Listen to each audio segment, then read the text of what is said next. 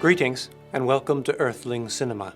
I am your host, Garyx Wormuloid. This week's artifact is Forrest Gump, starring Earth's own Tom Hanks, widely considered to be the poor man's Jason Biggs. Forrest Gump tells the story of a feather collector named Forrest Gump. I'm Forrest Gump. Who likes to bombard people with his life story for no apparent reason, often not even noticing when his audience changes. Although he is born a cyborg, his robotic implants soon fall apart and he is able to pass as a human. At human school, he meets a miniature female named Jenny. He plays football, which is really easy and doesn't require anything but running in a straight line. After that, Forrest joins the army on a whim. He saves everyone from getting exploded, but his friend Bubba dies of shrimp poisoning. For his trouble, Forrest gets a shiny new necklace. He plays ping pong and becomes a national celebrity. All I did was play ping pong. Because ping pong was America's most popular and widely discussed sport, other than flasketball. Forrest coincidentally reconnects with his old sergeant, Lieutenant Dan. Lieutenant Dan! Imbecile! Right around the time they start a chain of restaurants together. We got more money than Davy Crockett.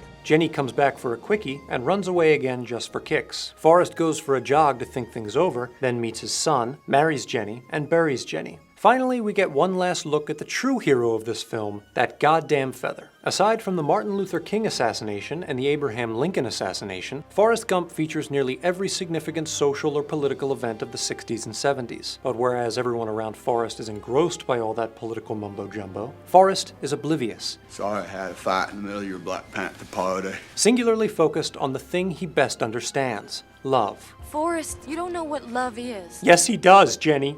The defining characteristic of the film is its perspective. Through the eyes of an innocent simpleton, we see an idealized vision of Earth that ignores grim social realities, like a pair of cinematic beer goggles. When Forrest talks about the Vietnam War, he's all sunshine and lollipops. The good thing about Vietnam, there was always something to do. With Jenny, he sees a pretty princess, even though in reality, she's a pretty big mess. Young Forrest runs through picturesque southern landscapes, and moments later, breezes past a prison chain gang like it ain't no nevermind. He has an entire conversation with Lieutenant Dan. Lieutenant Dan, ice cream. Before the camera reveals he lost his legs. Forrest still sees him as a whole man, apparently unaware that human beings can't regrow their limbs.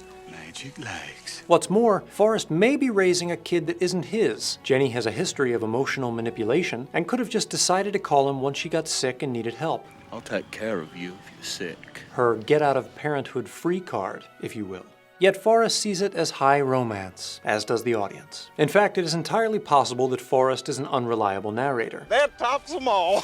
Something I find utterly deplorable.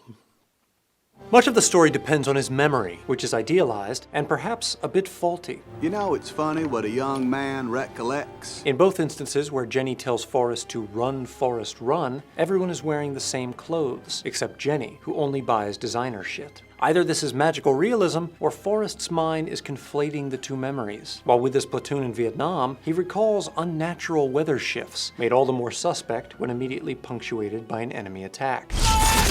And if we can't trust a man to accurately report meteorological activity, we can't trust him for anything. In any case, as the great philosopher Forrest Gump's mom says, life is like a box of chocolates. You never know what you're gonna get. But if you look at the world through Forrest Gump's eyes, you can bet it's going to be sweet. And knowing my luck, it'll probably have fucking coconut. For Earthling Cinema, I'm Garyx Wormuloid. Thank you for watching.